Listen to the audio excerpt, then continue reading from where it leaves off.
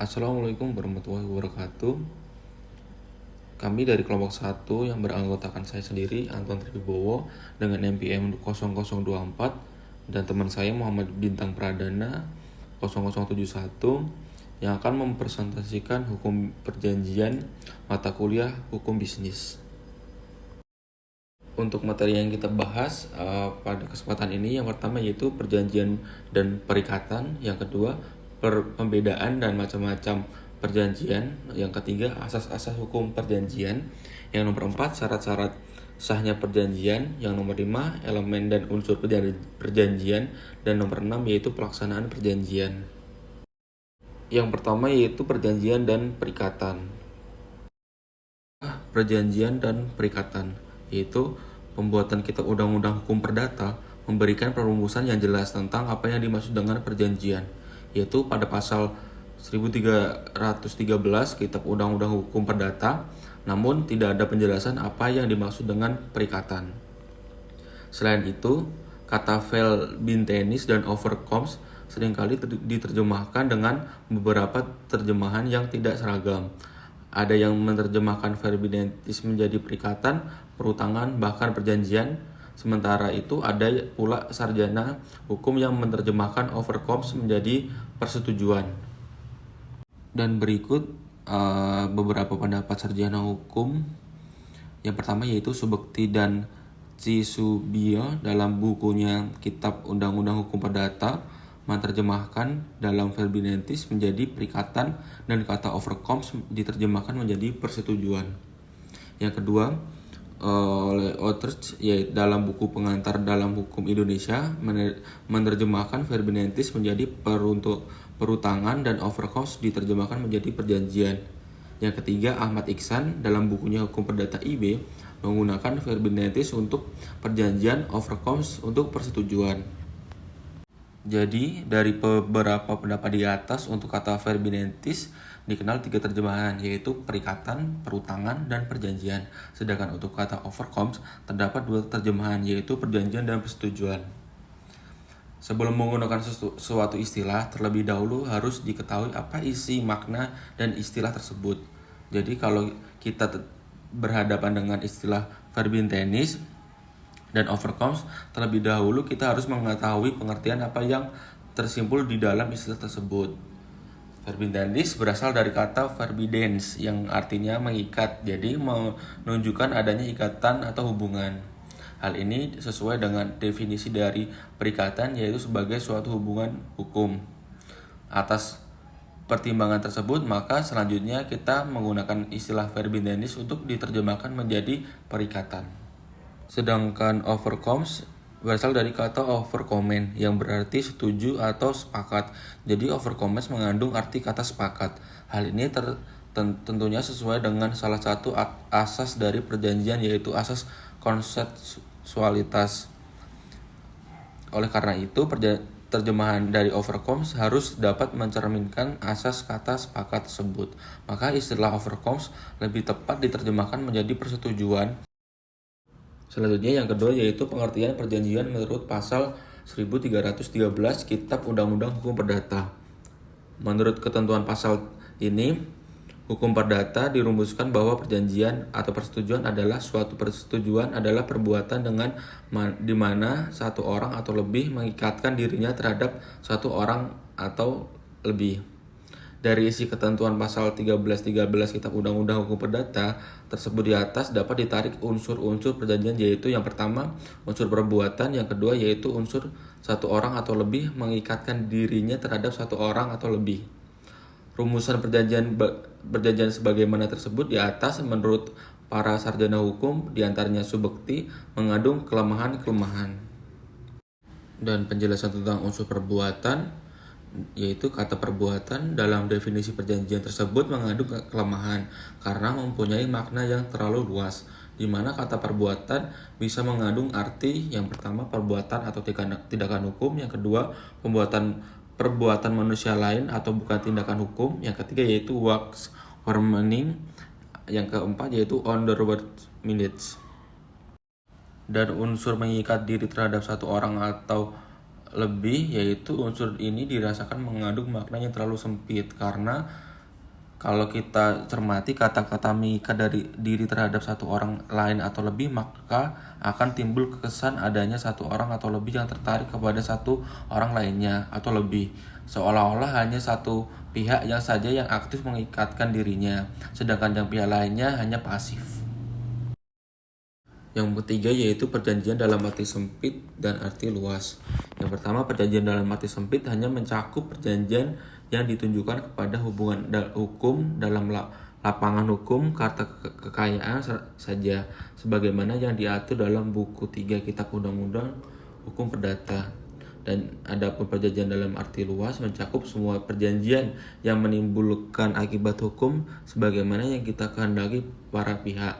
Jadi perjanjian dalam arti luas tidak hanya diatur dalam lapangan hukum karta kekayaan saja, tetapi juga mencakup buku 1 Kitab Undang-Undang Hukum Perdata seperti perjanjian kawin. Dan yang selanjutnya nomor 4 yaitu pengertian perikatan.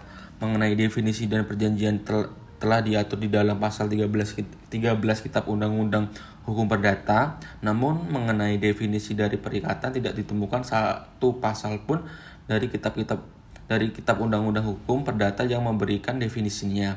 Sehingga untuk memberikan definisi mengenai perikatan, para sarjana hukum memberikan definisi yang berbeda-beda. Di antaranya Ridwan Syahrani dalam bukunya Seluk-Beluk dan Asas-Asas Hukum Perdata memberikan sifat bahwa perikatan adalah hubungan hukum antara dua pihak di dalam lapangan hukum harta kekayaan, di mana pihak yang satu atau kreditur berhak atas prestasi dan pihak yang lain atau yang disebut debitur berkewajiban memenuhi prestasi. Dan dari definisi tersebut dapat ditarik unsur-unsur perikatan adalah yang pertama hubungan hukum, yang kedua di lapangan hukum harta kekayaan, dan yang ketiga ada dua pihak, yang terakhir yang keempat adalah prestasi. Dan selanjutnya yang kelima yaitu hubungan antara perjanjian dengan perikatan. Setelah mengetahui definisi dari perjanjian dan perikatan, selanjutnya kita membicarakan hubungan antara perjanjian dan perikatan sebagaimana yang digambarkan dalam skema berikut ini. Dari skema di atas terlihat bahwa sumber perikatan ada dua hal, yaitu perjanjian dan undang-undang. Dan yang perikatan yang bersumber dari undang-undang terbagi menjadi dua, yaitu bersumber dari undang-undang saja dan bersumber dari undang-undang karena perbuatan manusia. Selanjutnya perikatan yang bersumber dari undang-undang karena perbuatan manusia terbagi menjadi dua, yaitu perbuatan manusia yang sesuai dengan hukum dan yang perbuatan manusia yang melawan hukum. Adapun perbedaan di antara perikatan yang lahir dan dari perjanjian dengan perikatan yang lahir dari undang-undang adalah yang pertama, perikatan yang lahir dari perjanjian akibat-akibat hukum yang ditimbulkan memang dihendaki oleh para pihak karena sebelum lahirnya perikatan sudah didahului oleh perjanjian yang disepakati oleh para pihak. Yang kedua yaitu perikatan yang lahir dari undang-undang, akibat-akibat hukum yang ditimbulkan sudah ditentukan oleh undang-undang. Jadi ada kalanya akibat hukum yang ditimbulkan tidak dikehendaki oleh para pihak. Selanjutnya pembahasan nomor 2 yaitu pembedaan atau macam-macam perjanjian. Yang pertama yaitu perjanjian sepihak, perjanjian timbal balik, dan perjanjian timbal balik tidak sempurna. Yang pertama yaitu perjanjian sepihak. Perjanjian sepihak adalah perjanjian yang menimbulkan kewajiban pokok hanya pada satu pihak saja, sedangkan pada pihak lainnya hanya ada hak saja. Pihak satu terdapat kewajiban atau terdapat hak, pihak dua yaitu terdapat hak atau terdapat kewajiban. Contoh perjanjian sepihak yaitu perjanjian hibah, perjanjian kuasa tanpa upah, perjanjian pinjam pada pakai cuma-cuma, perjanjian pinjam mengganti cuma-cuma, dan perjanjian penitipan barang cuma-cuma. Dan yang B yaitu perjanjian timbal balik atau bilateral. Perjanjian timbal balik adalah perjanjian yang menimbulkan kewajiban-kewajiban dan hak-hak kepada kedua belah pihak. Hak dan kewajiban tersebut mempunyai hubungan satu sama lainnya. Yang pertama, pihak satu ada kewajiban dan ada hak, dan pihak yang kedua ada hak dan ada kewajiban. Contoh perjanjian timbal balik yaitu perjanjian jual beli, perjanjian tukar menukar, dan perjanjian sewa menyewa. Dan yang ketiga yang C yaitu perjanjian timbal balik tak sempurna. Perjanjian timbal balik tak sempurna sebenarnya merupakan perjanjian sepihak karena kewajiban pokoknya hanya pada ada salah satu pihak saja. Namun dalam hal tertentu dapat menimbulkan kewajiban. Dapat timbul kewajiban-kewajiban pada pihak lainnya. Contoh dari perjanjian timbal balik tak sempurna adalah perjanjian memberikan kuasa tanpa upah. Perjanjian ini sebenarnya merupakan perjanjian sepihak karena kewajiban pokoknya hanya ada pada salah satu pihak atau yaitu penerima kuasa kewajiban untuk mengurus semua urusan yang dikuasai kepadanya tanpa ada hak untuk menentukan pembayaran karena memberikan kuasa tanpa upah. Itu perjanjian konsuil, perjanjian real, dan perjanjian formil. Yang A yang pertama yaitu perjanjian konsuil. Perjanjian konsuil adalah perjanjian di mana dengan adanya kata sepakat di antara para pihak saja udah cukup untuk timbulnya perjanjian yang bersangkutan. Pada umumnya perjanjian yang ada di dalam kitab undang-undang hukum perdata bersifat konsuil, kecuali ada beberapa perjanjian tertentu yang termasuk dalam perjanjian formil. Dan yang B yang kedua perjanjian real, yaitu perjanjian real adalah perjanjian yang baru terjadi kalau barang yang menjadi objek perjanjian telah diserahkan. Contoh perjanjian real adalah perjanjian utang piutang, perjanjian pinjam pakai, dan perjanjian penitipan barang. Dan yang C yaitu perjanjian formil. Perjanjian formil adalah suatu perjanjian yang tidak hanya menyaratkan kata sepakat saja, tetapi menyaratkan penuaan perjanjian tersebut dalam suatu bentuk perjanjian tertentu atau disertai dengan formalitas tertentu. Ada kalanya untuk perjanjian-perjanjian tertentu undang-undang menurut bahwa suatu perjanjian baru sah selain harus memenuhi syarat umum untuk sahnya perjanjian, tetapi harus dituangkan dalam akta otentik. Contoh perjanjian formal yaitu perjanjian kawin dan perjanjian pemberian kuasa untuk memasang hipotek. Dan selanjutnya yang ketiga yaitu perjanjian bernama, perjanjian tidak bernama, dan perjanjian campuran. Yang pertama yang A yaitu perjanjian bernama. Perjanjian bernama disebut juga perjanjian khusus, adalah perjanjian yang mempunyai nama khusus. Maksudnya perjanjian tersebut diatur dan diberi nama oleh pembentuk undang-undang berdasarkan tipe yang paling banyak terjadi sehari-hari. Perjanjian khusus terhadap dalam bab 5 sampai dengan bab 12 Kitab Undang-Undang Hukum Perdata. Yang selanjutnya yang B yaitu perjanjian tidak bernama. Perjanjian tidak bernama adalah perjanjian yang tidak diatur dalam Kitab Undang-Undang Hukum Perdata, tetapi perjanjian ini banyak ditemui di dalam praktik sehari-hari. Dengan kata lain, perjanjian ini di dalam kehidupan sehari-hari mempunyai sebuah nama tertentu, tetapi tidak diatur secara khusus di dalam undang-undang. Dan yang C, perjanjian campuran. Perjanjian campuran adalah perjanjian yang mempunyai ciri-ciri dari 2 atau lebih perjanjian bernama, di mana ciri-ciri dan unsur-unsur tersebut terjalin menjadi satu sehingga tidak dapat dipisahkan sebagai perjanjian yang berdiri sendiri. Contoh perjanjian campuran yaitu perjanjian sewa beli atau perjanjian ini mengandung unsur-unsur perjanjian bernama, yaitu yang pertama persetujuan sewa menyewa karena selama membayar cicilan membeli sewa boleh menggunakan benda yang dibeli sewa tersebut. Yang kedua yaitu perjanjian jual beli karena pada akhirnya setelah jual sewa menerima pelunasan pembayaran, pembeli berubah menjadi pemilik.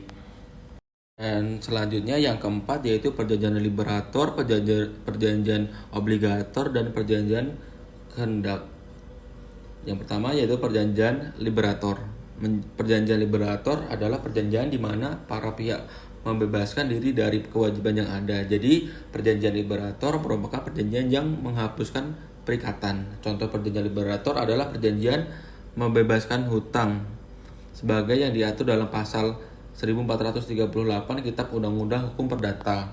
Dan selanjutnya yang B yaitu hukum perjanjian obligator. Perjanjian obligator adalah perjanjian di mana pihak-pihak mengikatkan diri untuk melakukan menyerahkan kepada pihak lain. Perjanjian obligator merupakan perjanjian yang melahirkan perikatan.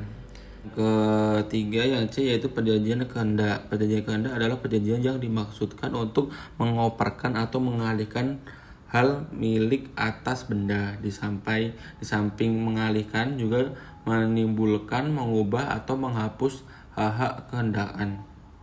Dan yang kelima yaitu perjanjian pembuktian, perjanjian untung-untung, dan perjanjian publik. Yang pertama yaitu perjanjian pembuktian. Perjanjian pembuktian adalah perjanjian di mana para pihak menetapkan alat-alat bukti apa yang dapat digunakan dalam hal terjadi perselisihan antara mereka. Yang kedua yaitu perjanjian untung-untung.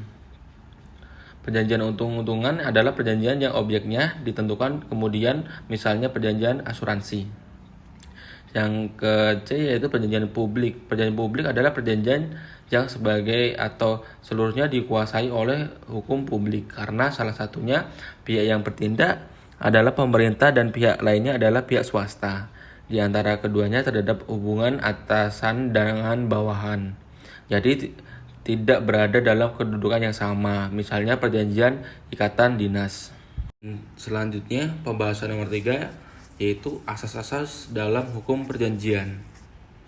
Hukum perjanjian yang diatur di dalam ketentuan buku 3 KUHP Perdata menganut sistem terbuka dan mengandung asas kebebasan berkontrak. Selain asas kebebasan berkontrak, ada beberapa asas yang tidak kalah pentingnya di dalam hukum perjanjian, antara lain yang pertama asas kekuatan mengikat. Asas kekuatan mengikat juga dikenal dengan istilah asas pasa sunt servanda yang berkaitan erat dengan daya mengikat suatu perjanjian. Dasar hukum dari asas kekuatan mengikat adalah ketentuan pasal 1338 ayat 1 Kitab Undang-Undang Hukum Perdata, yaitu semua persetujuan yang dibuat secara sah berlaku sebagai undang-undang yang membuatnya. Jadi perjanjian yang dibuat secara sah oleh para pihak mengikat bagi mereka yang membuatnya seperti daya mengikat sebuah undang-undang. Dan yang kedua yaitu asas konsensualitas. Maksud dari asas ini adalah suatu perjanjian sudah ada atau telah lahir sejak detik tercapainya kata sepakat tentang hal-hal yang pokok yang dalam perjanjian. Dalam hukum asas ini, konsensualitas adalah pasal 1320 Kitab Undang-Undang Hukum Perdata, yaitu syarat-syarat perjanjian. Yang pertama yaitu adanya kata sepakat. Pengecualian terhadap asas konsensualitas adalah dalam hal suatu perjanjian disyaratkan suatu bentuk atau formalitas. Tentu perjanjian dengan ancaman batal apabila tidak dipenuhinya formalitas tersebut, seperti pada perjanjian perdamaian yang harus dibuat secara tertulis. Ketiga yaitu asas etikat baik.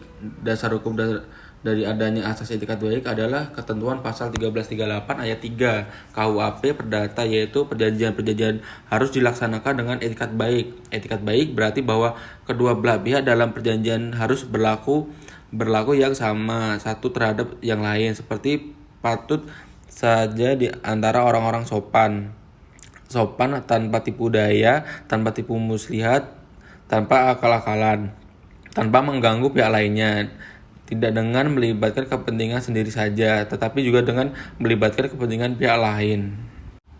Dan pembahasan nomor 4 yaitu syarat-syarat sahnya perjanjian akan disampaikan oleh teman saya Mas Bintang Pradana.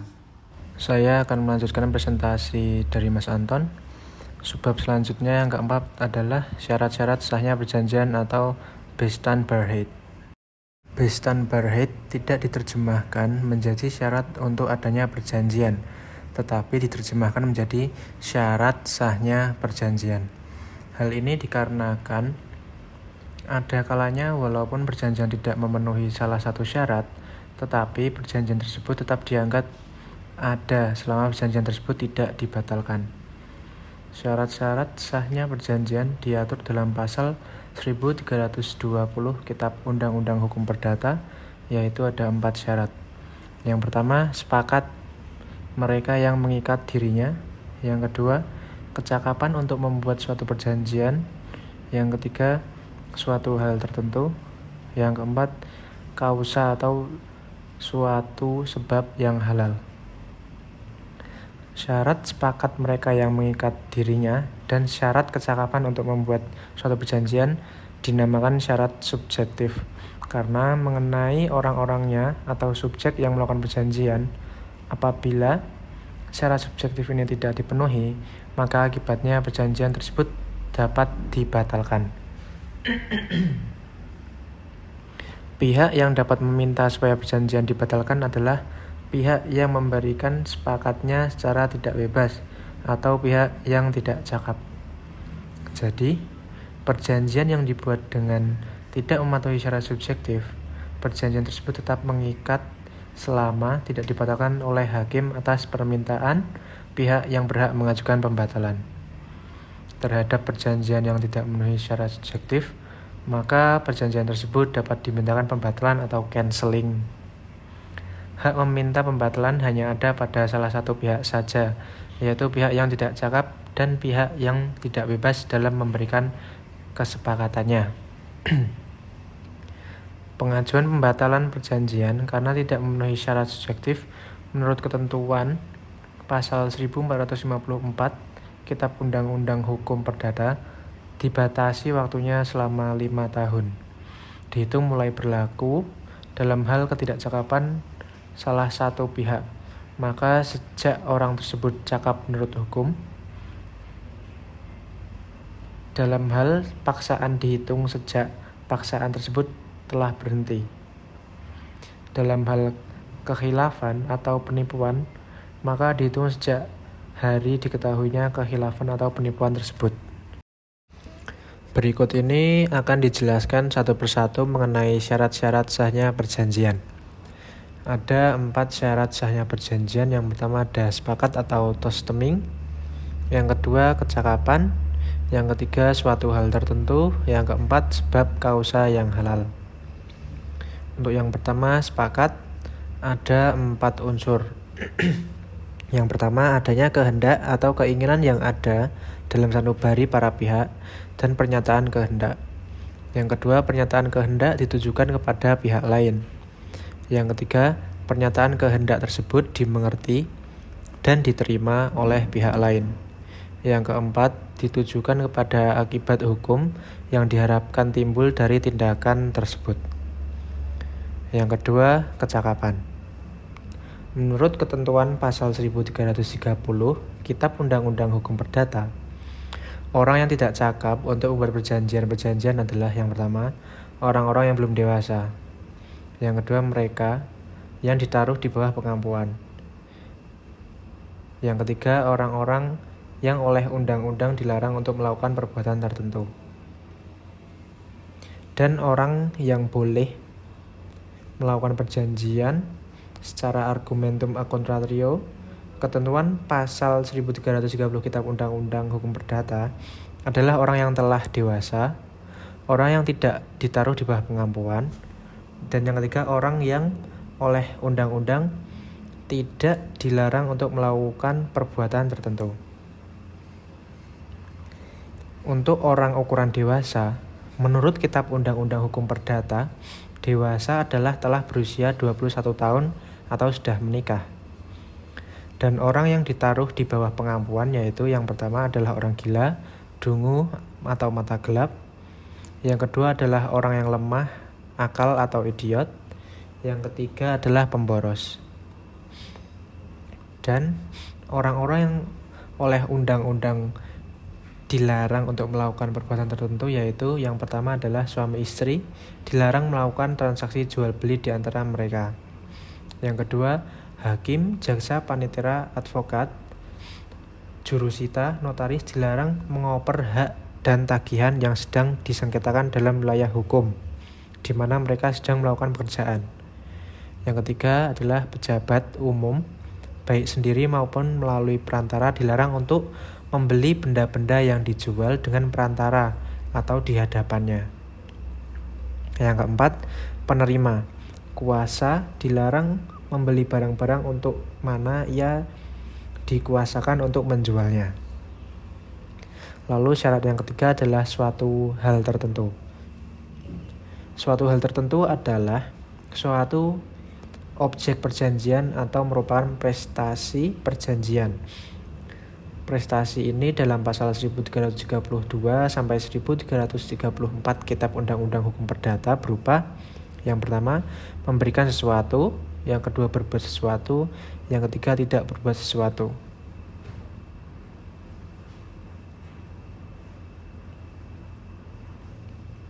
Lalu yang keempat adalah sebab kausa yang halal.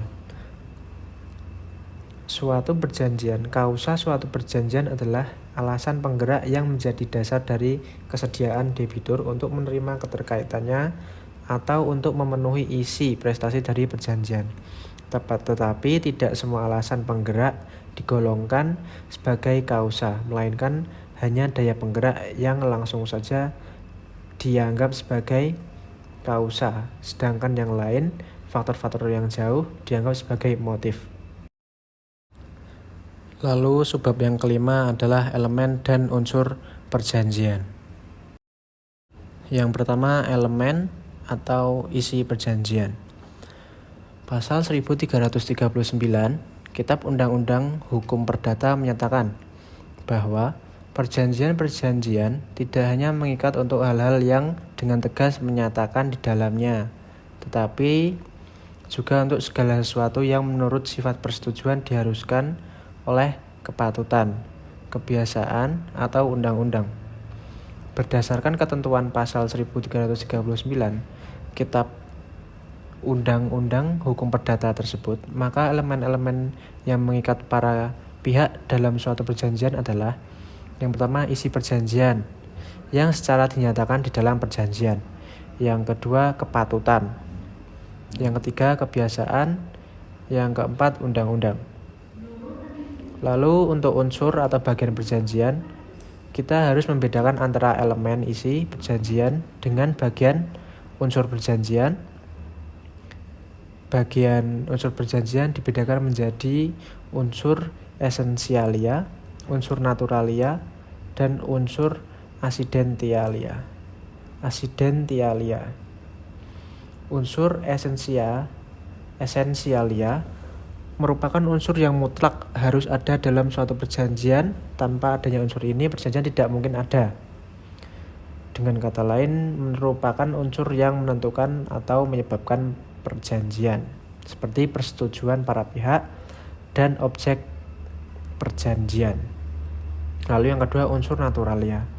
Unsur ini melekat pada perjanjian yang diatur oleh undang-undang, namun dapat dikesampingkan oleh para pihak.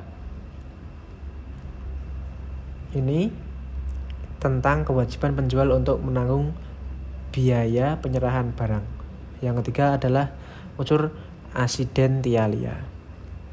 Unsur ini melekat pada perjanjian yang diatur secara tegas oleh para pihak, sedang undang-undang tidak mengatur tentang hal tersebut, seperti ketentuan mengenai domisili pengadilan yang dipilih apabila terjadi sengketa.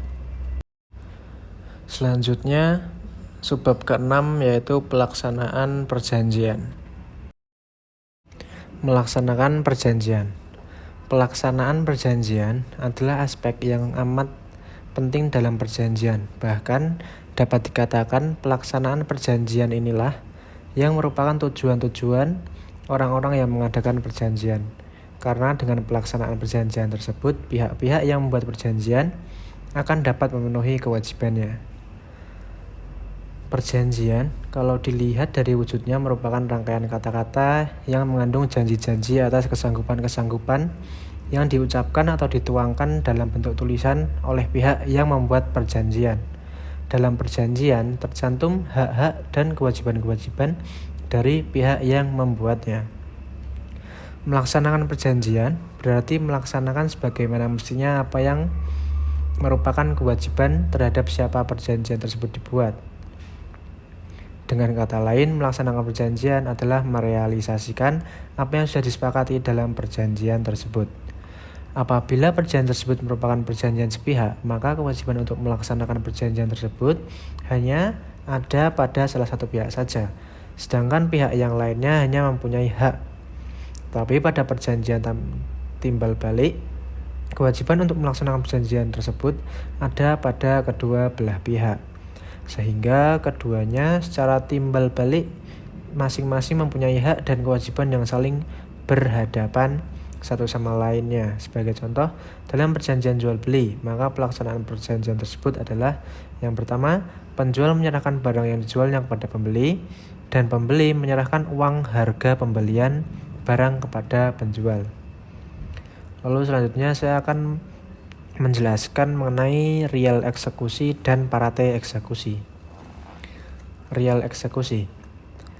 Pasal 1241 Kitab Undang-Undang Hukum Perdata menyatakan, apabila perikatan tidak dilaksanakan, maka si berpiutang boleh untuk dikuasakan supaya ia sendirilah mengusahakan pelaksanaannya atas biaya si berutang.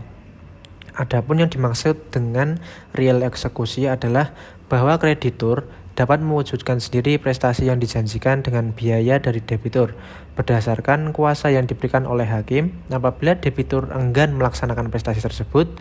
Berdasarkan pasal 1234 Kitab Undang-Undang Hukum Perdata, prestasi bisa berwujud yang pertama memberikan sesuatu, yang kedua berbuat sesuatu, yang ketiga tidak berbuat sesuatu. Real eksekusi ini hanya dilakukan terhadap perikatan yang prestasinya berbuat sesuatu atau perikatan yang prestasinya tidak berbuat sesuatu. Sedangkan untuk prestasi memberikan atau menyerahkan sesuatu, Kitab Undang-Undang Hukum Perdata tidak memberikan ketentuan tentang boleh tidaknya dilakukan eksekusi real tersebut.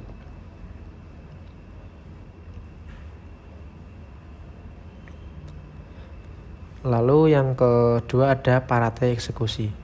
Dalam melaksanakan real eksekusi, harus dipenuhi suatu syarat, yaitu adanya izin dari hakim. Ini adalah sebagai akibat dari asas hukum, yaitu tidak boleh main hakim sendiri oleh seorang kreditur yang menghendaki pelaksanaan perjanjian dari seorang debitur yang tidak mau memenuhi kewajibannya. Harus minta bantuan pengadilan. Namun sering terjadi debitur sendiri dari semula sudah memberikan persetujuannya bahwa apabila ada sampai lalai, kreditur berhak melaksanakan sendiri hak-haknya menurut perjanjian tanpa harus meminta persetujuan hakim. Sebagai contoh, dalam hal gadai, debitur dengan memenuhi kewajibannya, barang tanggungan dapat dijual sendiri oleh kreditur untuk mengambil pelunasan hutang. Jadi, parate eksekusi merupakan pelaksanaan prestasi yang dilakukan sendiri oleh kreditur tanpa melalui hakim. Sekian presentasi dari kami kelompok 1 mengenai hukum perjanjian. Wassalamualaikum warahmatullahi wabarakatuh.